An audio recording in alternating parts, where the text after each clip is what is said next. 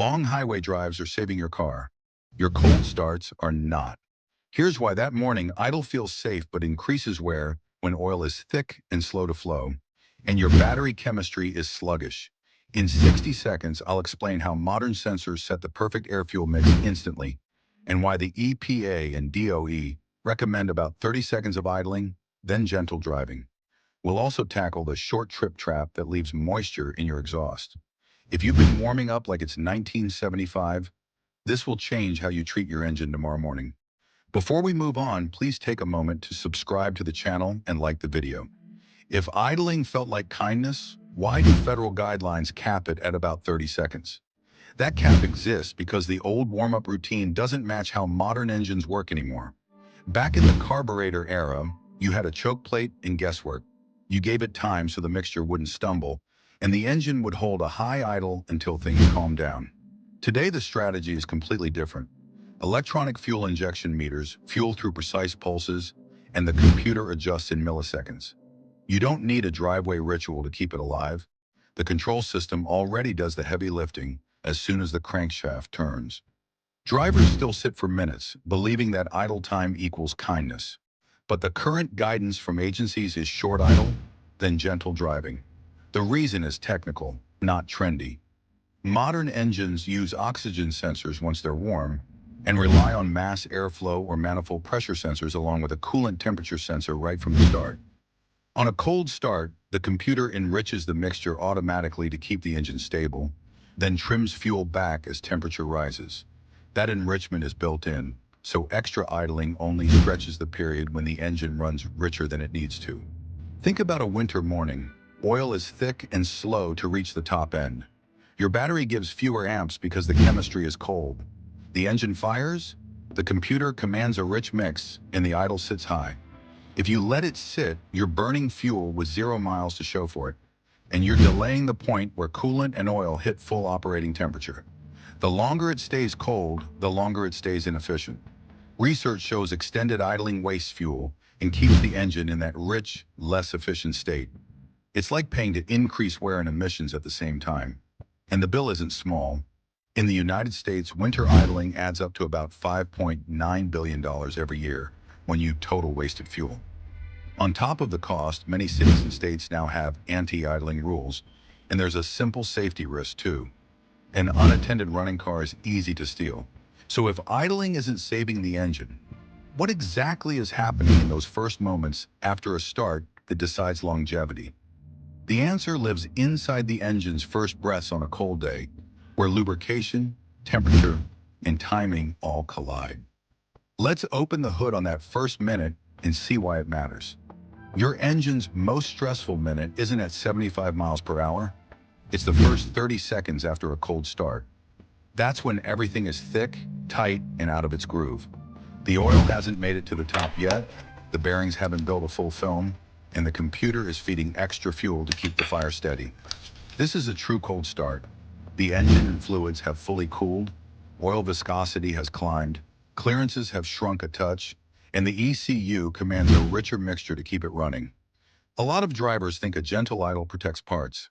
It feels calm, but lubrication is at its weakest right here, and idling stretches that weak lube window.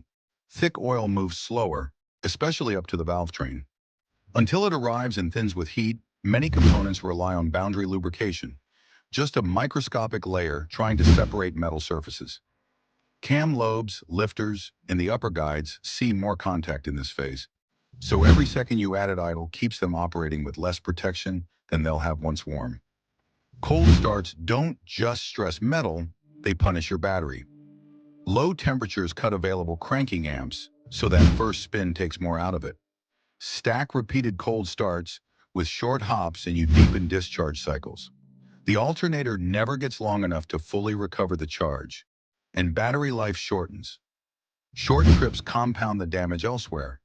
When the engine and exhaust don't reach full temperature, moisture from combustion condenses inside the system. That water mixes with byproducts and forms acids that sit in mufflers and low spots. Over time, corrosion accelerates. You might not notice until the exhaust sounds louder or a clamp fails, but the process starts with those cold, brief runs. Here's the better move. Drive off gently. Light throttle builds oil pressure and warms coolant, oil, transmission fluid, and differential faster than sitting still.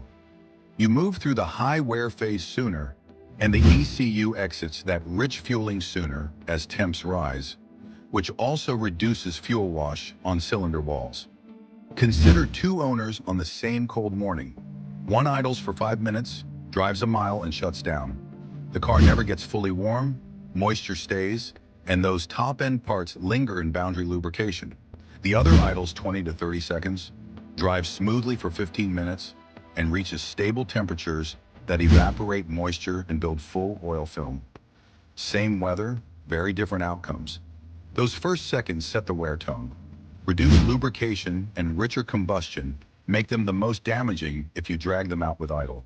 So if cold starts are the real wear event, why do long highway trips often leave cars healthier than stop-and-go winters? The cure for cold start stress isn't more idling. It's longer, calmer drives that finish the warm-up the right way.